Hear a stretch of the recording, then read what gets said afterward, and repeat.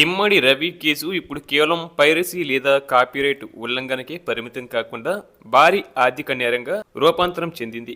తాజాగా ఈ కేసులో ఎన్ఫోర్స్మెంట్ డైరెక్టరేట్ ఈడీ జోక్యం చేసుకోవడంతో రవి చుట్టూ ఉచ్చు మరింత బిగుసుకుంది. పోలీసులు సమర్పించిన రిమాండ్ రిపోర్టులో వెల్లడైన భారీ ఆర్థిక లావాదేవీల ఆధారంగా మనీ లాండరింగ్ జరిగినట్లు ఈడీ అధికారులు బలంగా అనుమానిస్తున్నారు.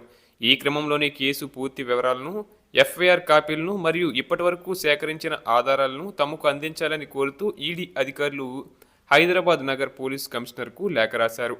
పైరసీ ద్వారా సంపాదించిన అక్రమ సొమ్మును రవి వేర్వేరు మార్గాల్లో మళ్లించినట్లు తేలితే పిఎంఎల్ఏ చట్టం కింద ఆస్తులు జప్తు చేసే అవకాశం కూడా ఉంది. అలాగే పోలీసుల దర్యాప్తులో రవి ఆర్థిక మూలాలకు సంబంధించి విస్తుపోయే నిజాలు వెలుగులోకి వచ్చాయి.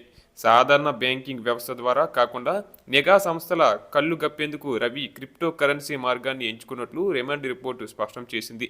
విదేశీ క్రిప్టో వాలెట్ల నుంచి రవి వ్యక్తిగత ఖాతాలకు పెద్ద మొత్తంలో నిధులు బదిలీ అయినట్లు పోలీసులు గుర్తించారు.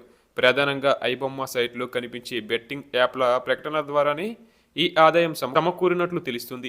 ఐబొమ్మ సైట్కు వచ్చే కోట్లాది మంది వీక్షకులను ఈ బెట్టింగ్ సైట్ల వైపు మళ్లించడం ద్వారా నగదు బెట్టింగ్ కంపెనీల నుండి క్రిప్టో రూపంలో రవికి కమిషన్లు ముట్టినట్లు అధికారులు అనుమానిస్తున్నారు. ఇది అంతర్జాతీయ హవాలా రేఖలతో సంబంధాలు కలిగి ఉండే అవకాశాలను కూడా లేవనెత్తుతుంది. అలాగే అత్యంత సాంకేతిక పరిజ్ఞానంతో ఆచూకీ దొరకకుండా సర్వర్లను మారుస్తూ వచ్చిన రవిని పట్టుకోవడంలో ట్రాఫిక్ డొమైన్లు కీలక పాత్ర పోషించాయి. ఐబొమ్మ ప్రధాన వెబ్సైట్కు మరియు బెట్టింగ్ సైట్లకు మధ్య వినియోగదారులు వెళ్లేందుకు రవి రెండు ప్రత్యేకమైన ట్రాఫిక్ డొమైన్లను సృష్టించాడు. వీటిలో ఒక డొమైన్ను అమెరికాలో రిజిస్టర్ చేయించగా మరొక దాన్ని హైదరాబాద్లోని అమీర్పేట కేంద్రంగా రిజిస్టర్ చేయించాడు.